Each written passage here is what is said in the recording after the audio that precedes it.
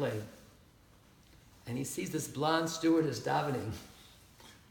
You know, she doesn't look like she was born in Borough Park. You know, and how can you not start talking to her? You know, and anyway, after a few minutes, she tells him that she's just converted, she's fallen in love with this Orthodox guy, and his Holocaust father will not let him marry this convert.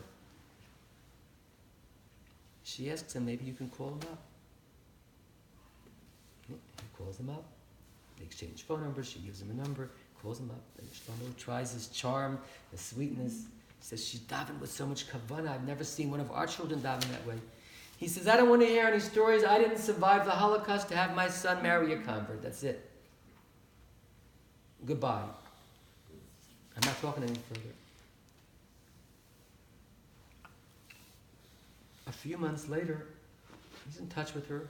She calls him back.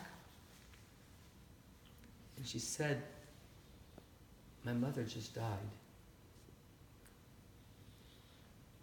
My mother told me that she was a Holocaust survivor. But after the Holocaust, she and my father decided we are going to make sure this never happens again. We're never going to be a target for anything of that nature. We're going to run from Jews and Judaism as far as we can.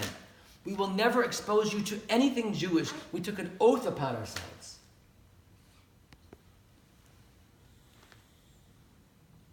But now that I'm coming to the end of my life and I see through the will of God you've journeyed back into another world, I realize I had no right to do that, sweetheart. You're Jewish. I didn't raise you as a Jew, but you are Jewish.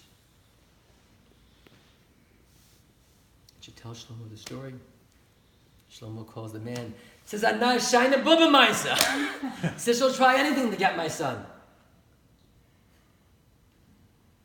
Shlomo calls her back and says, tell me, ask your boyfriend if his father would be willing to, maybe I'll arrange a meeting, and his father's a Holocaust survivor. They'll talk to each other, you know, and maybe he'll see that it's not a Baba Maisa. She calls him back. He's willing to go. Calls him up. He says, listen, this is the last call. I promise you I'm not going to hound you any further. Just do me a favor. The father of this boy wants to come and say hello to you. He's a Zelbegreiner Yid, Yiddish like you do. He's the same. Give it a chance. If he's faking, you'll know in 2 seconds. You'll throw us out. I won't call you again. But maybe there's something here. He says, okay, just because you're calling so many times, you're so persistent. I know this is nonsense. I know this is some kind of a skit. But you know what? Let's do it. Let's do it. Get it over with fast. Come tomorrow. The door opens. And the man who opens the door looks at the man on the other side of the door, says, Moshe, Chaim. They were next door neighbors in Poland. And they said that one day they hope their children will get married. Now, me telling you I heard this story from Shlomo, you can say, whoa, this is a too fantastic story to be a fantastic story. You know? So I had the good privilege to read this online. That makes it a level more authoritative. But hear how I read it online. I read it online from a man who heard this story, from a man who lives on the Upper West Side, who's named in the story, or lived in the Upper West Side then. And he said, Shlomo said to him, I'm doing a wedding at my shul. I need a 10th person. Trust me, this is one of the holiest weddings you'll ever attend. Can you please come to that wedding? It's tonight. Shlomo, as you know, did impromptu weddings. Within 24 hours, it was fixed and done.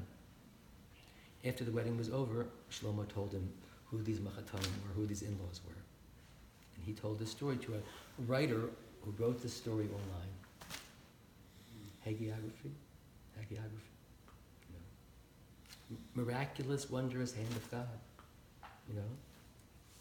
He was holy from his mother's womb, as I told you, with a mission in the world to raise our consciousness, our broadness, our openness, and to reconnect us to the holiness that was and to the holiness that has to be now, and that will plant a seed for the holiness that will be. I'll end with one last story on the same level that I had the